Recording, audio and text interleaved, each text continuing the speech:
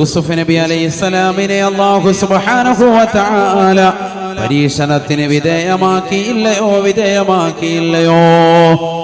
തന്റെ സഹോദരങ്ങൾ അദ്ദേഹത്തെ പൊട്ടക്കിണറ്റിലേക്ക് കൊണ്ടുപോയി തള്ളിയിടാൻ തീരുമാനം കൈക്കൊള്ളുകയാണ്. യൂസുഫ് നബി അലൈഹി സ്വലാത്തു വസ്സലാമിനെ അല്ലാഹു സൗന്ദര്യമുള്ളവനാക്കി, വിവരമുള്ളവനാക്കി, അറിവുള്ളവനാക്കി. ആ സൗന്ദര്യത്തിൽ ആകൃഷ്ടരായ സഹോദരങ്ങൾ അസൂയയാണ്. ആ അസൂയ കാരണമായി അവർ കൊന്നുകളയാൻ തിരിയുകയാണ്. യാക്കൂബ് നബി അലൈഹിസ്സലാമിന്റെ പ്രിയപ്പെട്ട മകനല്ലയോ സയ്യിദുനാ യൂസുഫ് നബി അലൈഹിസ്സലാം. യൂസുഫ് നബി അലൈഹിസ്സലാമിനെ കൊല്ലാൻ വേണ്ടി അവർ തീരുമാനിച്ചു. നഊദു ബില്ലാഹ്, അല്ലാഹു നമ്മളെ കാക്കട്ടെ. സ്വന്തം സഹോദരനെ അറുകൊല നടത്താൻ. നമുക്കറിയാം ആ ചരിത്രം വിശാലമാണ്. ഞാനത് വളരെ ചുരുക്കി പറയുന്നു. യൂസുഫ് നബി അലൈഹിസ്സലാത്തു വസ്സലാമിനെ ജ്യേഷ്ഠ സഹോദരങ്ങൾ, അദ്ദേഹത്തിന് ഇളയൊരു സഹോദരനുണ്ട്, ബിന്യാമീൻ എന്നാണ് പേര്. ബാക്കിയുള്ള അദ്ദേഹത്തിന്റെ 10 സഹോദരങ്ങളുണ്ട്, ജ്യേഷ്ഠ സഹോദരങ്ങൾ. അവർ വന്നുകൊണ്ട് ഉപ്പയാകുന്ന യാക്കൂബ് നബി അലൈഹിസ്സലാമിനോട് ആവശ്യപ്പെട്ടു, അല്ലയോ പ്രിയപ്പെട്ട ഉപ്പ, ഞങ്ങൾ കച്ചവടത്തിന് പോകുമ്പോൾ ഞങ്ങൾ ഇവനെ കൂടെ കൊണ്ടുപോവുകയാണ്. ഇവനെ ഏതെങ്കിലും സ്ഥലത്ത് ഞങ്ങൾ പരിപൂർണമായി സംരക്ഷണം ഏർപ്പെടുത്തിക്കൊള്ളാം, ഞങ്ങൾ ഞങ്ങളുടെ തോളിലെടുത്ത് വെച്ചുകൊള്ളാം. പറഞ്ഞു നിൽക്കവേ ഒരു സഹോദരൻ ആ കുട്ടിയെടുത്ത് തോളിൽ വെച്ചു എന്ന ചരിത്രം ഇമാം റാസി റളിയല്ലാഹു അൻഹു ഈ ചരിത്രം തഫ്സീറുൽ കബീറിൽ രേഖപ്പെടുത്തിയിട്ടുണ്ട്.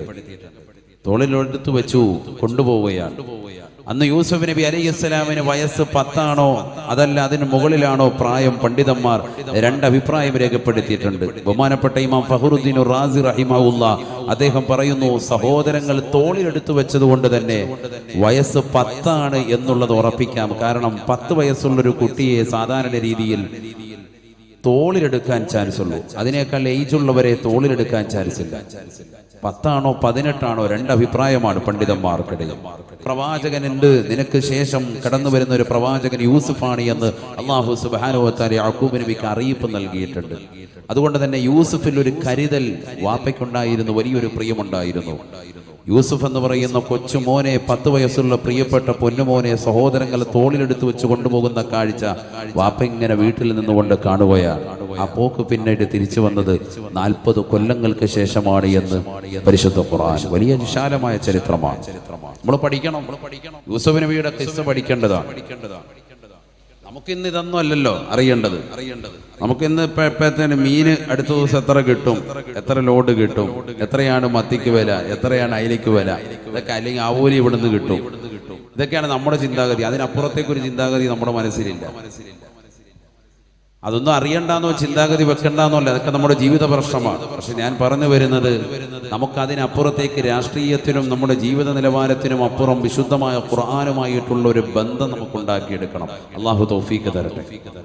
വിശുദ്ധ ഖുർആനിൽ 114 സൂക്തങ്ങളിൽ ഒരു സൂക്തത്തിന്റെ പേര് സൂറത്ത് യൂസുഫ് എന്നാണ്. യൂസുഫ് നബി അലൈഹിസ്സലാമിന്റെ പേരിൽ ഒരു സൂക്തം പഠിക്കേണ്ട ചരിത്രമാണ്. യൂസുഫ് നബിയുടെ കിസ്സയൊക്കെ പാടിയിട്ട് നമ്മൾ കഥാപ്രസംഗങ്ങൾ കേൾക്കാറുണ്ട് അല്ലേ?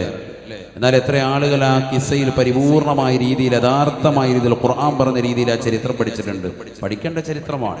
സ്വന്തം സഹോദരങ്ങൾക്കിടയിലുള്ള പോർവിളികൾ, അസൂയകൾ, വിദ്വേഷങ്ങൾ മനസ്സിലാക്കാൻ സാധിക്കും സൂറത്ത് യൂസുഫ് പഠിക്കുന്നതിലൂടെ. പഠിക്കേണ്ട ഒരു സൂക്തമാണ്. നബിയുനാ റസൂലുള്ളാഹി സ്വല്ലല്ലാഹു അലൈഹി വസല്ലം തങ്ങളോട് ചോദിക്കുകയാണ്, അയ്യു ഖിസ്സത്തിൻ അജബു ഖസസിൽ ഖുർആൻ. നബിയേ, പരിശുദ്ധമായ ഖുർആനിലെ ഏറ്റവും അത്ഭുതകരമായ ചരിത്രമേതാണ്? അല്ലാഹുവിന്റെ റസൂൽ പറയുകയാണ്, സ്വഹാബാ ഖിസ്സത്തു യൂസുഫ, യൂസുഫ് നബി അലൈഹിസ്സലാമിന്റെ ചരിത്രമാണ്. സൂറത്ത് യൂസുഫിലെ അധ്യായമാണ് ലോകത്തെ ഏറ്റവും അത്ഭുതകരമായ ചരിത്രമെന്ന് നബിയുനാ റസൂലുള്ളാഹി. അയ്യു ഖിസ്സത്തിൻ അജബു ഖസസിൽ ഖുർആൻ. പരിശുദ്ധ ഖുർആനിലെ ഏറ്റവും അത്ഭുതകരമായ ചരിത്രമേതാണ്? ആലപ്പുഴ ജില്ലയിലെ പുറക്കാട് ദേശത്തുള്ള പ്രിയപ്പെട്ട മുഅ്മിനേ, പഠിച്ചിരിക്കേണ്ട ചരിത്രമാണ് യൂസുഫ് നബിയുടെ ചരിത്രമെന്ന് നബിയുനാ റസൂലുള്ളാഹി.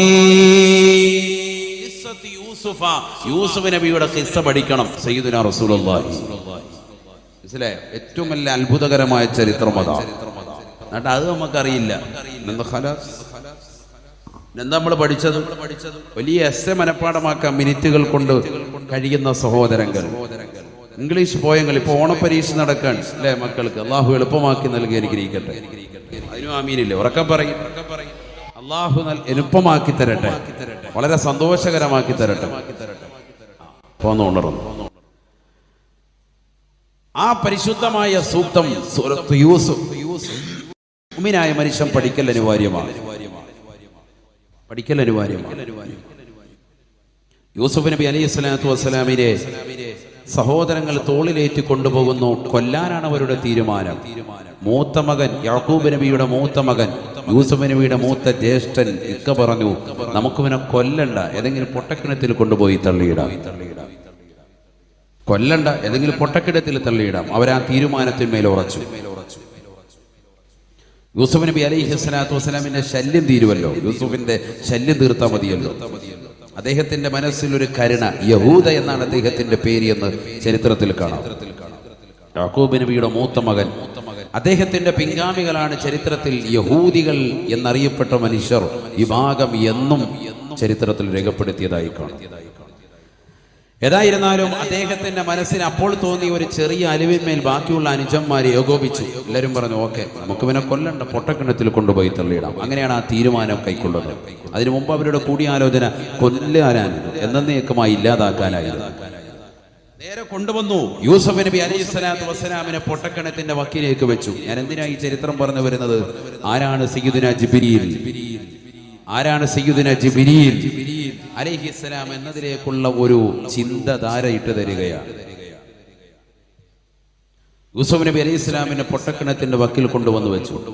താഴേക്കിടാൻ പോവാൻ യൂസുഫ് നബിക്ക് മനസ്സിലായി, എന്റെ സഹോദരങ്ങൾ, എന്റെ ഇക്കമാർ, എന്റെ ജ്യേഷ്ഠന്മാർ എന്നെ കൊണ്ടുവന്നത് കൊല്ലാനാണ്, എന്നെ ഇല്ലാതാക്കാൻ പോവാൻ. അവസാന സമയം താഴോട്ടിട്ട പോയി കഴിഞ്ഞു അവസ്ഥ. ഇവിടുന്ന് താഴോട്ടിടുമ്പോ തന്നെ ചിലപ്പോൾ കൈകാലുകൾ ഒടിഞ്ഞേക്കാം, തല പൊട്ടിച്ചെറിയേക്കാം. എന്താണ് അവസ്ഥ? വലിയ ആഴമുള്ള പൊട്ടക്കിണർ. യൂസുഫ് നബി അലൈഹി സ്വലാത്തു വസ്സലാം അതിന്റെ വക്കിൽ നിന്നുകൊണ്ട് വിളിക്കാനുള്ളവനെ വിളിച്ചു. അള്ളാഹുവിനെ വിളിക്കാൻ, പടച്ച തമ്പുരാനെ ഒരൊറ്റ വിളി. സുബ്ഹാനല്ലാഹ്.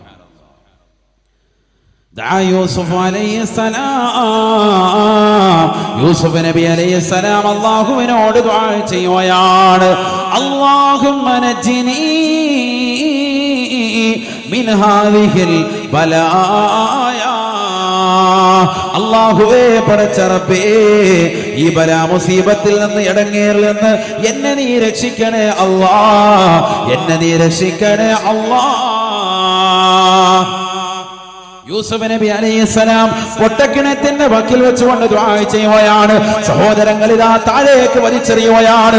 യൂസുഫ് നബി അലൈഹിസ്സലാം അല്ലാഹുവിനോട് ദുആ ചെയ്യുകയാ. ആകാശത്തിന്റെ അധിപനായ പടച്ച റബ്ബിന്റെ തിരുസവിധത്തിൽ ജിബ്രീൽ അലൈഹിസ്സലാം നിലകൊള്ളുകയാണ്. ജിബ്രീൽ അലൈഹിസ്സലാം പറയുകയാണ്, എന്നോട് പടച്ച റബ്ബ് ആജ്ഞാപിക്കുകയാണ്, അതിരികബദി യാ ജബറായീൽ. അല്ലയോ ജിബ്രീലേ, എന്റെ ദാസനാണ് യൂസുഫ്, എന്റെ അടിമയാണ് യൂസുഫ്. ആ യൂസുഫിനെ പിടിക്കണേ. അതിരികബദി യാ ജബറായീൽ. ജിബ്രീൽ അലൈഹിസ്സലാത്തു വസ്സലാം നൊടിയിടയിൽ പറന്നിറങ്ങുകയാണ്. ആലമുൽ ജബറൂത്തും മലക്കൂത്തും നാസൂത്തും താണ്ടി അല്ലാഹുവിന്റെ തിരുസവിധത്തിൽ നിന്ന് ഈ ഭൂമിയിലേക്ക് ഇറങ്ങുകയാണ്. പൊട്ടക്കിണത്തിന്റെ താഴേക്ക് ഇറങ്ങുകയാണ്. യൂസുഫ് നബി അലൈഹിസ്സലാം പറയുകയാണ്, സഹോദരങ്ങൾ, പൊട്ടക്കിണത്തിൽ നിന്ന് താഴേക്ക് ഇട്ടപ്പോഴാണ് യൂസുഫ് നബി അലൈഹിസ്സലാം ദുആ ചെയ്യുന്നത്.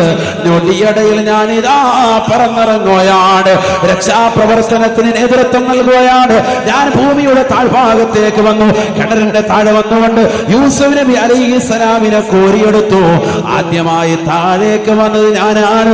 കുട്ടി എന്റെ കൈകളിൽ സുരക്ഷിതയായി എന്ന് ജിബ്രീൽ അലൈഹിസ്സലാം ഹബീബായ റസൂലുള്ളാഹി സ്വല്ലല്ലാഹു അലൈഹി വസല്ലം തങ്ങൾ പറയുകയാണ്, സ്വഹാബാ വ ഇന്ന മൻസിലത്തൽ മുഅ്മിനി ഇൻദല്ലാഹ്.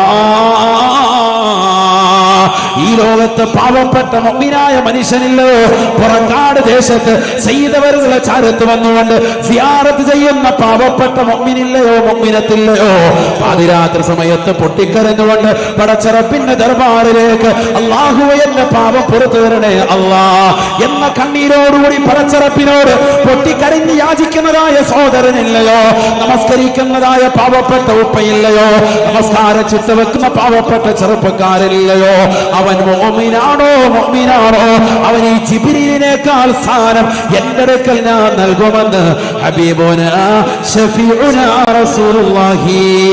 ഏത് ജിബ്രീലാണ് സഹോദരാ?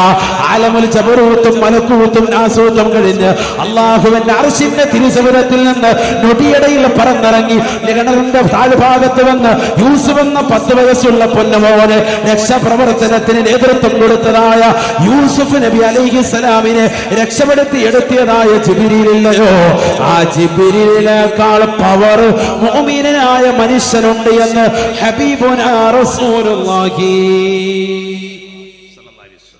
അതാണ് മുഅ്മിനായ മനുഷ്യനുള്ള സ്ഥാനം. അത് ആദ്യം മനസ്സിലാക്കണം. ഇതൊരു സാദാ സീതാ മുഅ്മിൻ, മുതഅല്ലിമല്ല, ആലിമല്ല, വലിയല്ല, ഈ കിടക്കുന്ന സയ്യിദ് പോലെയുള്ള വലിയ മഹാനുമാന്മാരൊന്നുമല്ല. അതൊക്കെ വേറെ പദവി ഒന്നുകൂടി കൂടും. ആലിമാകുമ്പോ ഉലമാ ഉമ്മത്തി കഅംബിയാഇ ബനി ഇസ്രായീൽ, എന്റെ സമുദായത്തിലെ ഉലമാക്കൾ പണ്ഡിതന്മാർ അവർ അംബിയാ മുർസലീങ്ങളുടെ സ്ഥാനമാണ്. ബനി ഇസ്രായീലെ സമൂഹത്തിലെ അംബിയാക്കളുടെ സ്ഥാനമാണ് അവർക്കുള്ളതെന്ന് നബിയുനാ റസൂലുള്ളാഹി. സ്ഥാനം വേറെ, കാറ്റഗറി വേറെയാണ്. നമ്മളിപ്പോ പറയുന്നത് ഏതാ? നമ്മൾ ഇവിടുന്ന് തുടങ്ങുന്നുള്ളൂ. ഏതാണ് ഇപ്പൊ പറയുന്നത്? സാദാ സീതാ മോമിൻ, ഒരു സാധാരണ മോമിൻ, പാവപ്പെട്ട മനുഷ്യനാണ്. 5 വക്ത് നിസ്കരിക്കും, പാവപ്പെട്ട ഉമ്മയാണ്. 5 വക്ത് നിസ്കരിക്കും, ഭർത്താവിനനുസരിക്കും, മാന്യമായ ജീവിതം നയിച്ചു പോകുന്ന സാദാ സീതാ മോമിനിന് ആരെക്കാൾ പവറുണ്ട്? ആരെക്കാളുണ്ട്? ജിബ്രീൽ അലൈഹിസ്സലാമിനേക്കാളുണ്ട് സയ്യിദുനാ റസൂലുള്ളാഹി. അപ്പൊ ഇത്രയും സ്ഥാനം അല്ലാഹു നമുക്ക് നൽകിയിട്ടുണ്ട്. ഇത്ര വലിയ സ്ഥാനം അല്ലാഹു നമുക്ക് നൽകിയിട്ടുണ്ട്. അതുകൊണ്ട് ആ സ്ഥാനത്തെ മാനിക്കുന്ന രീതിയിലുള്ള പ്രവർത്തനം വേണം നമ്മുടെ ജീവിതത്തിൽ ഉണ്ടാകാൻ. അതാണ് ആദ്യമായി ഓർമ്മപ്പെടുത്തുന്നത്. അല്ലാഹ് നമുക്ക് എത്രത്തോളം സ്ഥാനം നൽകിയിട്ടുണ്ട്. ആരേക്കാൾ സ്ഥാനമാണ്? ജിബ്രീൽ എന്ന മലക്ക്. ജിബ്രീൽ ആരാൻ? ഇപ്പൊ പറഞ്ഞില്ലേ സ്ഥാനം? ജിബ്രീൽ അലൈഹി സ്വലാമിന്റെ പവർ പറഞ്ഞില്ലേ? സ്ഥാനം എന്താ? സ്ഥാനം പറഞ്ഞില്ലല്ലോ. നബിയുനാ റസൂലുള്ളാഹി സ്വല്ലല്ലാഹു അലൈഹി വസല്ലം തങ്ങൾ പറയുകയാണ്, മാ ഫിസ് സമാഇ മലകുൻ ഇല്ലാ വയുതീനി ജിബ്രീൽ. ആകാശലോകത്ത് 7 ആകാശങ്ങളിലും ഒരൊറ്റ മലക്കില്ല ജിബ്രീലിന് വഴിപ്പെട്ടല്ലാതെ എന്ന് ഹബീബുനാ ശഫീഉനാ റസൂലുള്ളാഹി. ആകാശലോകത്ത് ഒരൊറ്റ മലക്കില്ല. ആർക്ക് വഴിപ്പെടും? ആർക്ക് വഴിപ്പെടുന്നത്? ജിബ്രീൽ അലൈഹിസ്സലാമിന് വഴിപ്പെടും സയ്യിദുനാ റസൂലുള്ളാഹി. അപ്പൊ അതാണ് ജിബ്രീൽ അലൈഹിസ്സലാമിന്റെ സ്ഥാനം. അതിനേക്കാൾ സ്ഥാനം അള്ളാഹു ആർക്ക് നൽകിയിട്ടുണ്ടെന്ന്? ആർക്ക് നൽകിയിട്ടുണ്ട്? മോമിനായ ഒരു സാദാ സീതാ മനുഷ്യനുണ്ട്. മനസ്സിലാക്കണം. അപ്പൊ നമ്മുടെ പദവി നമ്മൾ മനസ്സിലാക്കണം. അപ്പോൾ നമുക്ക് പദവി ഒരുപാടുണ്ട് എന്ന് തിരിഞ്ഞു. ഇനി നമ്മുടെ ജീവിതത്തിൽ തെറ്റിൽ പോകാൻ പാടില്ല. ഇനി നമ്മുടെ ശരീരത്തിന്റെ അവയവങ്ങളെ നമ്മളത് ശ്രദ്ധിക്കണം. കാരണം എന്തുകൊണ്ട്? ഇല്ലെങ്കിൽ ഈ പദവി, അള്ളാഹു നൽകിയ പദവി നഷ്ടപ്പെടും. കൈകാല് പിടിച്ച് നേരെ നരകത്തിലോട്ട് എറിയും. അതാണ് പറഞ്ഞതിന്റെ വൽഹാസിൽ. പദവി ഇനി കൂട്ടാനാ നോക്കേണ്ടത്. ഇനി നിന്റെ പദവി കൂട്ടണം. കൂട്ടുമ്പോൾ ദാ ഈ കിടക്കുന്ന മഹാരഥന്മാരെ പോലെ ആകും. നിന്റെ പേരിൽ ചിലപ്പോൾ ഇത്തരത്തിലുള്ള സദസ്സുകൾ സംഘടിക്കപ്പെടാം. നിനക്ക് വേണ്ടി ചിലപ്പോൾ വിസില സവാബ് കരുതിക്കൊണ്ട് യാസീൻ ഓതപ്പെടാം, ദിക്റുകൾ ചൊല്ലപ്പെടാം, ഇത്തരത്തിലുള്ള മജ്ലിസുകൾ സംഘടിപ്പിക്കപ്പെടാം. നിന്നെക്കുറിച്ച് പറഞ്ഞുന്ന, നിന്നെക്കുറിച്ച് മദഹ് കീർത്തനങ്ങൾ ആലപിക്കുന്ന സദസ്സുകൾ ഉണ്ടാകപ്പെടാം. എത്രയോ മഹാരഥന്മാർ, എത്രയോ മഹത്തുക്കൾ, എത്രയോ ഉസ്താദുമാർ, നമുക്കൊക്കെ നേതൃത്വം നൽകിയ, ആത്മീയ നേതൃത്വം നൽകിയ എത്രയോ മഹാരഥന്മാർ നമ്മളെ വേർപിരിഞ്ഞു പോയവരുണ്ട് അല്ലേ? നമുക്കിപ്പോഴും അറിയാവുന്ന എത്രയോ മഹത്തുക്കൾ. അള്ളാഹു അവരുടെയൊക്കെ ദറജ ഉയർത്തുമാറാവട്ടെ. ഞാൻ പറഞ്ഞു വരുന്നത് ഇവർക്ക് ശേഷം വന്നവരെ കുറിച്ചാണ്. സയ്യിദവറുകൾക്ക് ശേഷം വന്ന എത്രയോ ഉസ്താദുമാർ, വലിയ വലിയ മഹത്തുക്കൾ, ആലിമീങ്ങൾ, അവരെയൊക്കെ നമ്മൾ ഇന്നും സ്നേഹത്തോടുകൂടി ആദരവോടുകൂടി കാണുന്നു. മരണപ്പെട്ടു പോയവരെ ഇന്നും നമ്മൾ അവർക്ക് വേണ്ടി യാസീൻ ഓതാറുണ്ട് അല്ലേ? എത്ര ആളുകളുണ്ട്. എന്തുകൊണ്ട്? അവർ അവരുടെ മോമിന എന്നുള്ള സ്ഥാനത്തിന്റെ പദവി ദറജ അവർ ഉയർത്തുന്ന പ്രവർത്തനം ജീവിതത്തിൽ ചെയ്തു. പദവി ഉയർത്തി കൊണ്ടുവന്നു, അപ്പോൾ അവർ ആലിമായി. പദവി ഉയർത്തിക്കൊണ്ടുവന്നു, അപ്പോൾ അവർ വിലായത്തിന്റെ മർത്തബയിലേക്ക് എത്തി. പദവി ഉയർത്തിക്കൊണ്ടുവന്നപ്പോൾ അള്ളാഹു അവരെ അങ്ങ് തെരഞ്ഞെടുത്തു. ജനങ്ങൾ അവരെ മഹബത്ത് വെച്ച് ഇഷ്ടപ്പെട്ടു. അള്ളാഹു നമുക്ക് കബൂലിയത്ത് നൽകി അനുഗ്രഹിക്കട്ടെ. അതുകൊണ്ട് നീ മനസ്സിലാക്കണം, നിന്റെ ജീവിതത്തിൽ ഇനി അങ്ങോട്ട് നല്ല നന്മകൾ ഉണ്ടാവണം. ഒരു കാര്യം ഉറപ്പിച്ചോ, നന്മ ഒരുപാട് ചെയ്യാൻ സാധിച്ചില്ലെങ്കിലും തിന്മ പരിപൂർണമായി വിഭാടനം ചെയ്യണം, ഒഴിവാക്കണം. അള്ളാഹു തൗഫീഖ് നൽകട്ടെ. ഒരു മുഅ്മിനായ മനുഷ്യൻ, അവൻ 5 വഖത്ത് നിസ്കാരമുണ്ട്, പക്ഷെ അതിന് മുമ്പ് ശേഷമുള്ളതാകുന്ന സുന്നത്തൊന്നും അവന് കഴിയുന്നില്ല. അവന്റെ സാഹചര്യങ്ങൾ കൊണ്ട് ഒരുപാട് ഹറാമുകൾ അവൻ പ്രവർത്തിക്കുന്നുമുണ്ട്. എങ്കിൽ ആ ഹറാമുകൾ അവൻ ഒഴിവാക്കുക. സുന്നത്തുകൾ എടുക്കുന്നതിനേക്കാൾ അവന് ശ്രേഷ്ഠത അതാണ്. ഫർള് കൊണ്ടുവരുന്നുണ്ട്, അതോടൊപ്പം ആ ഹറാം ഒഴിവാക്കുക. അശ്ലീലതകൾ കാണൽ അത് ഒഴിവാക്കുക. സിനിമ കാണൽ, സീരിയൽ ദർശിക്കൽ പരിപൂർണമായി ഒഴിവാക്കുക. ഞങ്ങളെ കൊണ്ട് കഴിയില്ല ഉസ്താദേ. കഴിയണം, അപ്പോഴേ മോമിനാവുകയുള്ളൂ. അള്ളാഹു തൗഫീഖ് നൽകട്ടെ.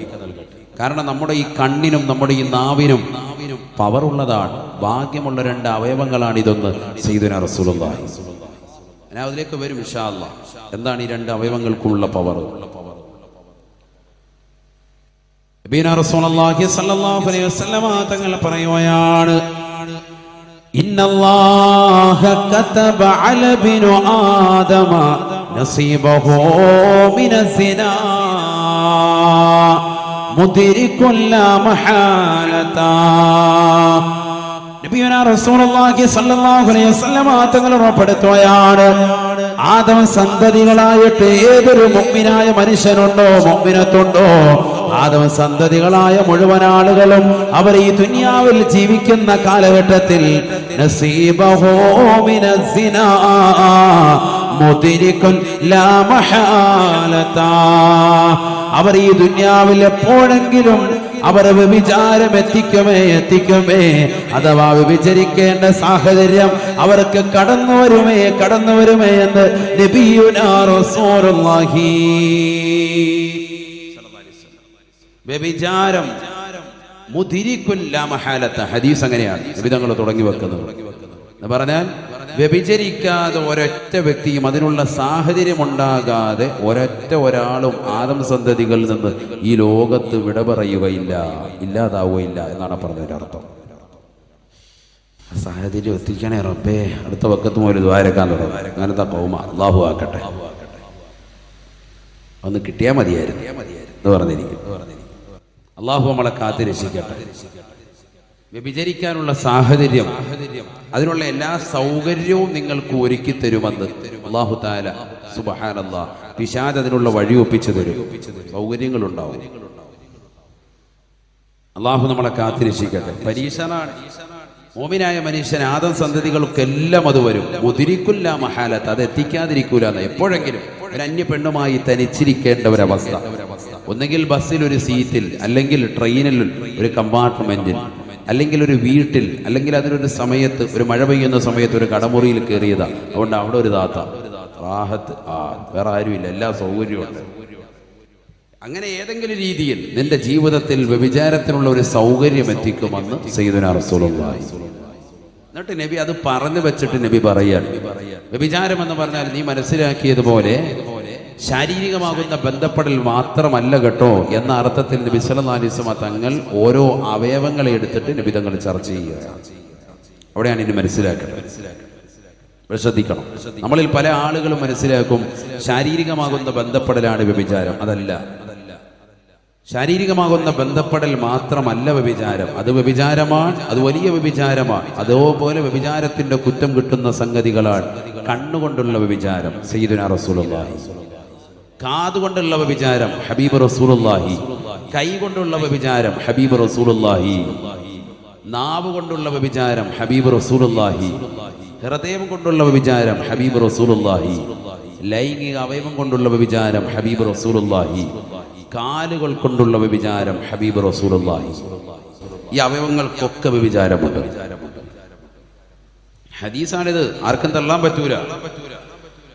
നബിയുനാ റസൂലുള്ളാഹി സ്വല്ലല്ലാഹു അലൈഹി വസല്ലമ തങ്ങൾ പറയുകയാണ് ഫൽഐനാനി തസിനിയാൻ ഫസിനാഹുമാ അൽബതുഷു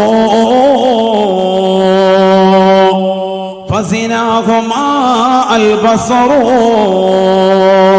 നബിയുനാ റസൂലുള്ളാഹി സ്വല്ലല്ലാഹു അലൈഹി വസല്ലമ തങ്ങൾ ഓർമ്മപ്പെടുത്തുകയാണ്, രണ്ട് കണ്ണുകൾക്ക് വിചാരമുണ്ട് സാബ. രണ്ട് കണ്ണുകളുടെ വിചാരം ഹറാമായ കാഴ്ചയാണ്. അന്യ പെണ്ണിന്റെ ശരീരഭാഷയിലേക്ക് നീ നോക്കുന്നുണ്ടോ? നീ സ്കൂളിലേക്ക് പോകട്ടെ, നീ കോളേജ് ക്യാമ്പസിലേക്ക് പോകട്ടെ, നീ മാർക്കറ്റിലേക്ക് പോകട്ടെ, നീ ബിസിനസ്സിന് വേണ്ടി ഇറങ്ങിത്തിരിക്കട്ടെ, നീ റോഡിലേക്ക് ഇറങ്ങട്ടെ, നീ പള്ളിയിലേക്ക് പോകട്ടെ, നീ ഹോസ്പിറ്റലിലേക്ക് പോകട്ടെ, നീ എന്ത് കാര്യത്തിന് വേണ്ടി ഇറങ്ങിത്തിരിച്ചാലും, നീ സിയാറത്തിന് വേണ്ടി പോയാലും അന്യ പെണ്ണുമായിട്ടുള്ള കൂടിക്കലരുണ്ടോ? ഹറാമാണ്, ഹറാമാണ്. അന്യ പെണ്ണിനെ കാണൽ തന്നെ ഹറാമാണ്, ഹറാമാ. ഫൽഐനാനി തസ്നിയാൻ. രണ്ട് കണ്ണുകൾ വിചരിക്കുന്നുണ്ട് സാബ. രണ്ട് കണ്ണുകളുടെ വിചാരം ഹറാമായ കാഴ്ചയാണ് എന്ന് ഹബീബുനാ ശഫീഉനാ റസൂലുള്ളാഹി. പാതിരാത്രി സമയത്ത് നിശീതതയിൽ കൂരിരട്ടിനെ വകഞ്ഞു മാറ്റിക്കൊണ്ട് അശ്ലീലതകൾ മൊബൈലിൽ കണ്ടു തീർക്കുന്ന ചെറുപ്പക്കാരില്ലയോ? WWE അടിച്ചുകൊണ്ട് മോശപ്പെട്ട ഫിലിമുകൾ കണ്ടു തീർക്കുന്ന യുവാക്കളില്ല, യുവതികളില്ലയോ? കാമകരമായ IMIയിലൂടെ ചാറ്റിംഗ് നടത്തുന്നതായ ചെറുപ്പക്കാരില്ലയോ? സഹോദരിമാരില്ലയോ? എത്രയോ മുസ്ലിം അംഗമാരാണ്, എത്രയോ മുസ്ലിം ചെറുപ്പക്കാരികളാണ് വാട്സാപ്പിലൂടെ കോൾ നടത്തുന്നവരെ, വീഡിയോ ചാറ്റിംഗ് നടത്തുന്നവരെ, തന്റെ പ്രിയപ്പെട്ട കൂട്ടുകാരികളുമായി രഹസ്യമായി ഭാഷണം നടത്തുന്നതായ സഹോദര, കണ്ടുകൊണ്ട് നടത്തുന്ന അത്തരത്തിലുള്ള വർത്തമാനം, അത്തരത്തിലുള്ളതാകുന്ന കാഴ്ചകളെ തന്നെ ഹറാമാണ്, ഹറാമാണ്. ഫൽഐനാനി തസ്നിയാൻ ഫസിനാഹുമാ അൽബസറു. രണ്ട് കണ്ണുകൾ വിചരിക്കുന്നുണ്ട് സാബ. രണ്ട് കണ്ണുകളുടെ വിചാരം ഹറാമായ കാഴ്ചയാണ്. അല്ലാഹു നമ്മളെ കാക്കട്ടെ, അല്ലാഹു കാത്തി രക്ഷിക്കട്ടെ. അന്യ പെണ്ണിലേക്ക് നോക്കൽ പരിശുദ്ധ ഇസ്ലാം പാടില്ല, ശ്രദ്ധിക്കണേ എന്ന് പഠിപ്പിച്ചു സയ്യിദുനാ റസൂലുള്ളാഹി. ഞാൻ അതിലേക്ക് വരാം, ഈ ഹദീസ് ഒന്ന് പൂർത്തീകരിക്കട്ടെ. സല്ലല്ലാഹു അലൈഹി വസല്ലമ തങ്ങൾ വീണ്ടും പറയുകയാണ്, വല്ലദാനി തസ്നിയാൻ. രണ്ട് കൈകൾ വിചരിക്കുന്നുണ്ട് സാബ. രണ്ട് കൈകൾക്ക് വിചാരമുണ്ട് സാബ. ഫസിനാഹുമാ അൽബതുഷു. എന്നാലും അന്യ പെണ്ണിന്റെ ശരീരഭാഷയിലേക്ക് നിന്റെ കരതമരം മലർത്താൻ നീ തുനിയുന്നുണ്ടോ? ഹറാമാണ്, ഹറാമാണ്. വല്ലദാനി തസ്നിയാൻ ഫസിനാഹുമാ അൽബതുഷു. കൈകൾക്ക് വ്യഭിചാരമുണ്ട് സാബ. ശാരീരികമാകുന്ന ബന്ധപ്പെടൽ മാത്രമാണ് വ്യഭിചാരമെന്ന് കരുതരുതേ സാബ. വല്ലദാനി തസ്നിയാൻ. രണ്ട് കൈകൾ വിചരിക്കുന്നുണ്ട് സാബ. ഫസിനാഹുമാ അൽബതുഷു. രണ്ട് കൈകളുടെ വിചാരം അത് ഹറാമായ പിടുത്തമാണ് എന്ന് ഹബീബുനാ ശഫീഉനാ റസൂലുള്ളാഹി. ആദരവായ പ്രവാചകൻ ഉറപ്പെടുത്തുകയാണ്, അന്നമൻ വളയദഹു അലമറാ ലാ തഹില്ലു ലഹു ബിശഹവാ. നിനക്ക് അനുവദിക്കപ്പെടാത്ത വിവാഹബന്ധത്തിലൂടെ നിനക്ക് അല്ലാഹു ഹലാലാക്കി തരാത്ത അന്യ പെണ്ണിന്റെ ശരീരഭാഷത്തിൽ കണ്ടുകൊണ്ട് അവരുടെ ശരീരത്തിലേക്ക് നിന്റെ കൈകൾ കൊടുത്താ നീ കൊണ്ടുപോയാൽ അത് ബസ്സിലെ മുൻസീറ്റിലിരിക്കുന്ന പെണ്ണിന്റെ നിതംബ ഭാഗത്തേക്ക് കൊണ്ടുപോയിരുന്നാലും അവരുടെ മാറിടത്തേക്ക് കൊണ്ടുപോയാലും അവരുടെ ശരീരഭാഷ കണ്ടുകൊണ്ട് അവരുടെ ശരീരത്തിന്റെ അംഗലാവണ്യം കണ്ടുകൊണ്ട് ഏത് സ്ഥലത്തേക്ക് നീ കൊണ്ടുപോയാലും നീ ഹറാമായ സ്പർശനമാണ് നടത്തിയിട്ടുള്ളത്. അല്ലാഹുവിന്റെ റസൂൽ പറയുകയാണ്, നാളെ പടച്ച റബ്ബിന്റെ ദർബാറിലേക്ക്, അല്ലാഹുവിന്റെ കോടതിയിലേക്ക് നിന്റെ നിന്നെ കൊണ്ടുവരുന്ന രംഗം റസൂലുള്ള പറയുകയാ, വയദാഹു മഗ്ലൂലത്തുൻ ഇലാ ഉനുഖിഹി, അവന്റെ രണ്ട് കൈകളും പിരടിയിലേക്ക് വെച്ച് കെട്ടപ്പെടുമത്രേ. നഊദു ബില്ലാഹ്, രണ്ട് കൈകളും ചങ്ങല കൊണ്ട് പിരടിയിലേക്ക് വെച്ച് കെട്ടപ്പെടുകയാണ്. കൈ അനക്കാൻ സാധിക്കുന്നില്ല. മഹ്ശറയിലേക്ക് അവനെ സവാനിയാക്കളാകുന്ന മലക്കുകൾ അടിച്ചുകൊണ്ട് കൊണ്ടുവരുകയാണ്. മഹ്ശറയിൽ ജനകോടികൾ അവനെ കാണുകയാണ്. ജനങ്ങൾ അവനെ തിരിച്ചറിയുകയാണ്. ഇവനെ മനസ്സിലായില്ലയോ? ഇവൻ ഇന്നാലിന്ന ദേശത്തുള്ളവനാണ്, ഇവൻ ആലപ്പുഴയിലുള്ളവനാണ്, ഇവന് പുറക്കാട് ദേശത്തുള്ളവനാണ്, ഇവൻ കക്കാടത്തുള്ള മനുഷ്യനാണ്. ഇവന്റെ കൈകൾ എന്താണ് ഇങ്ങനെ കെട്ടിവെച്ചിരിക്കുന്നത്?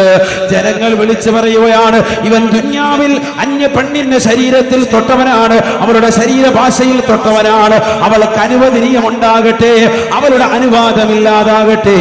ഏത് രീതിയിൽ സ്പർശിച്ചാലും നാളെ കൈകൾ കെട്ടുകയാണ്.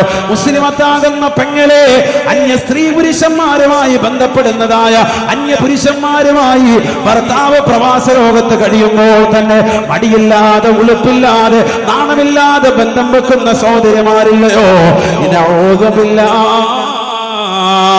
രാവിലെ പ്രഭാതത്തിൽ ഭർത്താവ് തന്റെ കുടുംബത്തിന് വേണ്ടി അന്നം തേടി പോയവനാണ്. പാതിരാത്രി സമയത്ത് കടലിന്റെ അടിയിലേക്ക് മത്സ്യം തേടി പോയവനാ.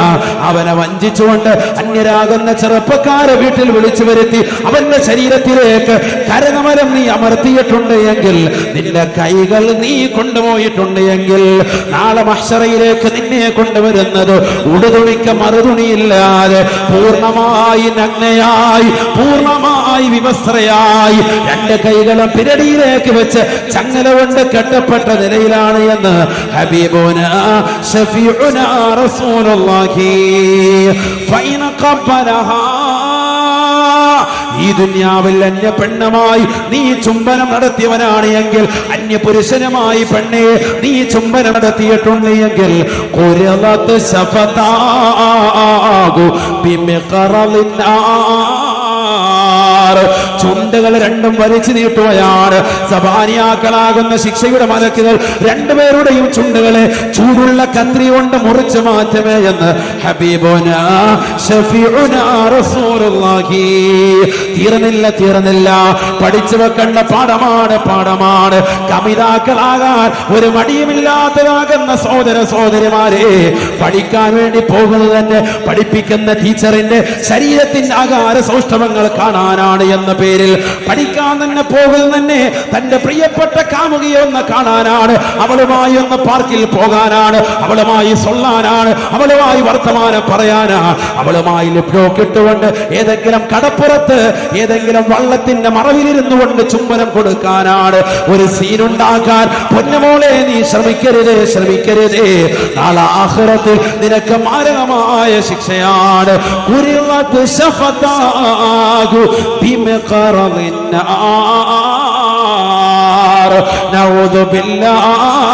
നരകത്തിൽ വെച്ചുകൊണ്ട് ചൂടാക്കപ്പെട്ടതായ ചൂടുള്ള കത്രി കൊണ്ട് രണ്ടുപേരുടെയും രണ്ട് ചുണ്ടുകളെയും സബാനിയാക്കളാകുന്ന ശിക്ഷയുടെ മലക്കുകൾ ചുണ്ടുകൾ മുറിച്ചു മാറ്റമേ എന്ന് നബിയുനാ റസൂലുള്ളാഹി.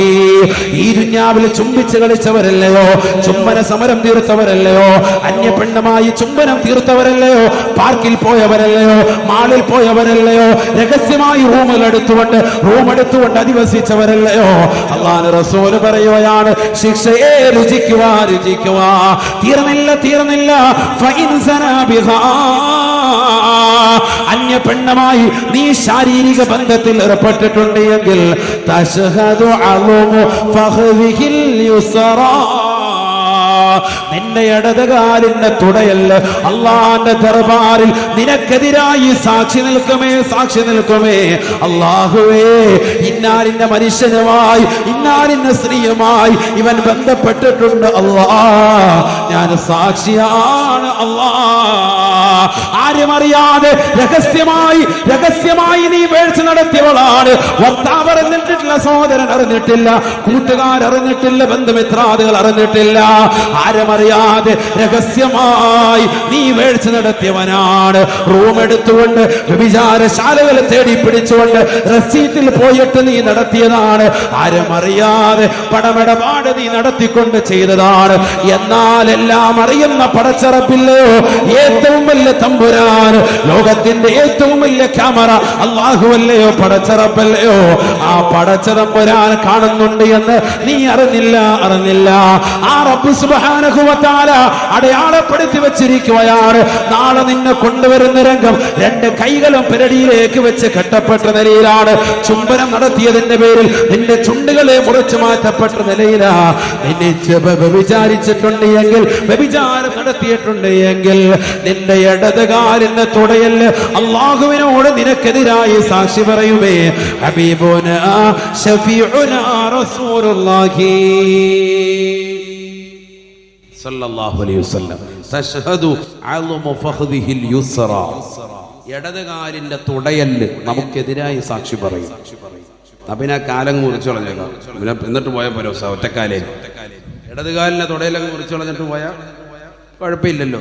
ഒരാൾ എന്നോട് അങ്ങനെ ചോദിച്ചിട്ടുണ്ടോ? അത് പറഞ്ഞു അങ്ങനത്തെ, അതായത് ഇത് എങ്ങനെയെങ്കിലും ഏതെങ്കിലും വിധത്തിൽ അസലുണ്ടോ ഒന്ന് പോകാൻ വേണ്ടി, അതാ ചോദിക്കുന്നത്. അല്ലാഹു ആക്കട്ടെ. അല്ലാഹു നമ്മളെ കാത്തിരക്ഷിക്കട്ടെ. എന്ത് അവയവം മുറിച്ചു മാറ്റിയാലും ശരി പടച്ച തമ്പുരാൻ പിടിക്കും. അല്ലാഹു നമ്മളെ കാക്കട്ടെ, അല്ലാഹു കാക്കട്ടെ. ഈ അവയവം മുറിച്ചു മാറ്റിയാൽ റബ്ബിനെ നിനക്ക് മാറ്റാൻ പറ്റൂലല്ലോ. പടച്ച തമ്പുരാൻ അറിയുന്നുണ്ടല്ലോ. 5 ക്യാമറകളുണ്ട് നിന്റെ ജീവിതത്തിൽ, നിനക്ക് ചുറ്റും സയ്യിദുനാ റസൂലുള്ളാഹി. 5 ക്യാമറകൾ നിന്റെ ജീവിതത്തിൽ. അല്ലാഹു സുബ്ഹാനഹു വ തആല എപ്പോഴും നിന്നെ കാത്ത് സംരക്ഷിക്കുവാൻ വേണ്ടി, നിനക്ക് തെറ്റുകൾ വരാതെ നീ കാത്ത് സംരക്ഷിക്കേണ്ടതാണ്. ഈ 5 ക്യാമറകൾ എപ്പോഴും നിന്റെ കൂടെ ഉണ്ട് എന്ന് നീ മനസ്സിലാക്കേണ്ടതാണ്.